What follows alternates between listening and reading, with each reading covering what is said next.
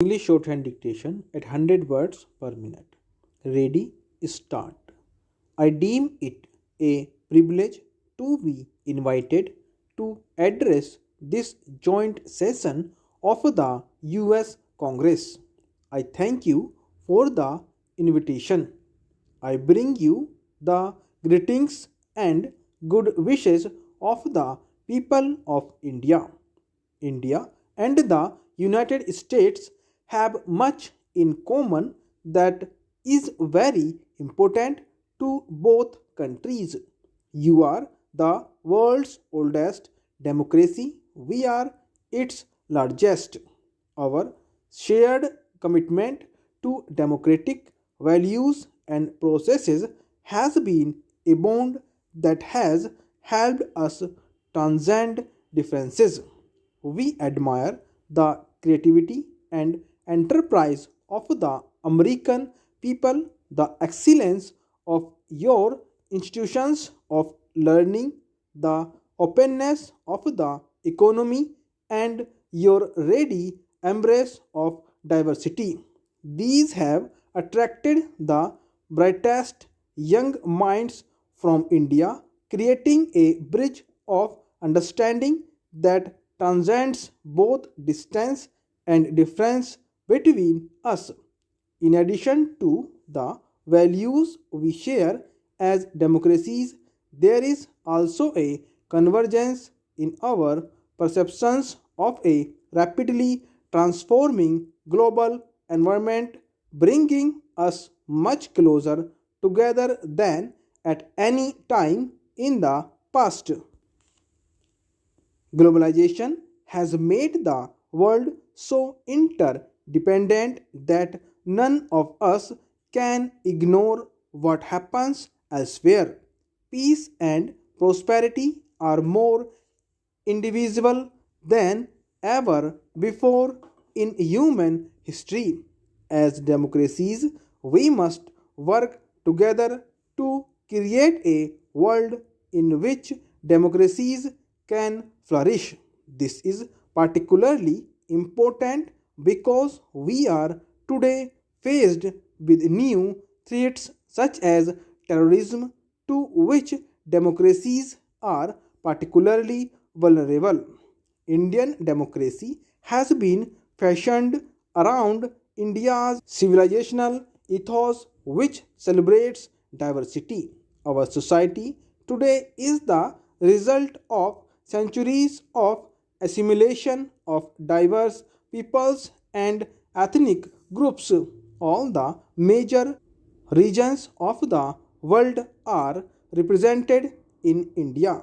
We have a tremendous diversity of languages, customs, and traditions. The father of our nation, Mahatma Gandhi, called for universal adult franchise as early as 1931, long before India became independent.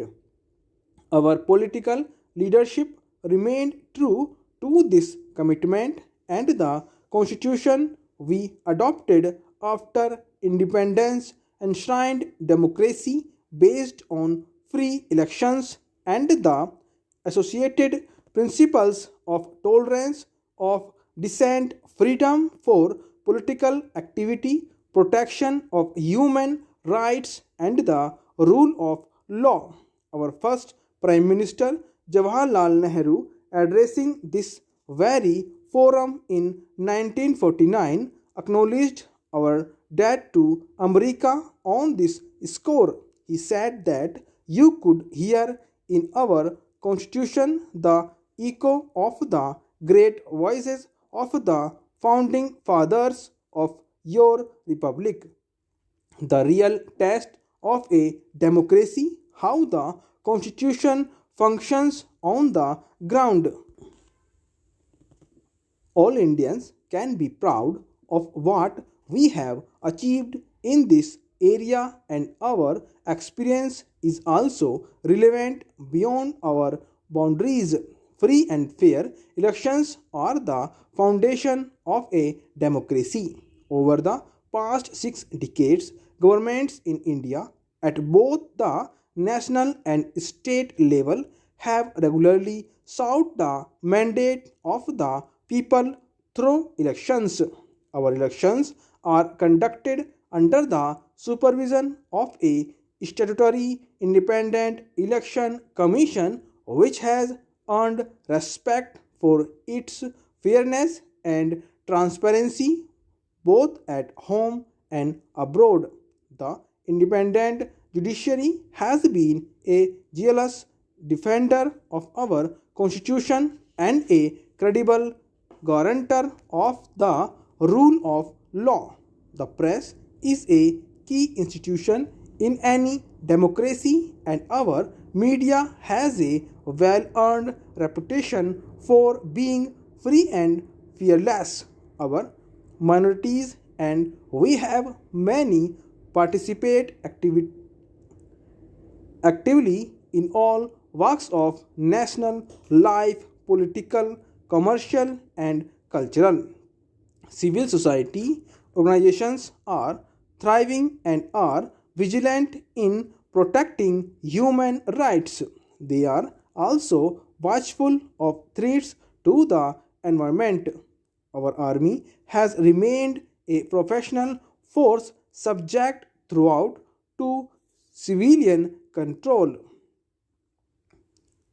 Recently, the Constitution was amended to ensure constitutionally mandated elections to village and municipal councils. This process has produced no less than 3 million elected representatives in the country, with 1 million positions reserved for women. This has brought democracy closer to the people and also empowered women and promoted gender balance. Our commitment to democratic values and practices means there are many concerns and perceptions that we share with the United States. The most important common concern is the threat of terrorism. Democracy can only thrive in open and free societies, but open societies like ours are today threatened more than ever before by the rise of terrorism. The very openness of our societies makes us more vulnerable, and yet we must deal effectively with the threat without losing the openness we so value and cherish. India and the United States have both suffered grievously from terrorism, and we must make common cause against it. We know that those who resort to terror often clothe it in the garb of real or imaginary grievances. We must categorically affirm that no grievance can justify resort to terror. Democracies provide legitimate means for expressing dissent. They provide the right to engage in political activity and must continue to do so. However, for this very reason, they cannot afford to be soft on terror. Terrorism exploits the freedom our open societies provide to destroy our freedoms. The United States and India must work together in all possible forums to counter all forms of terrorism. We cannot be selective in this area.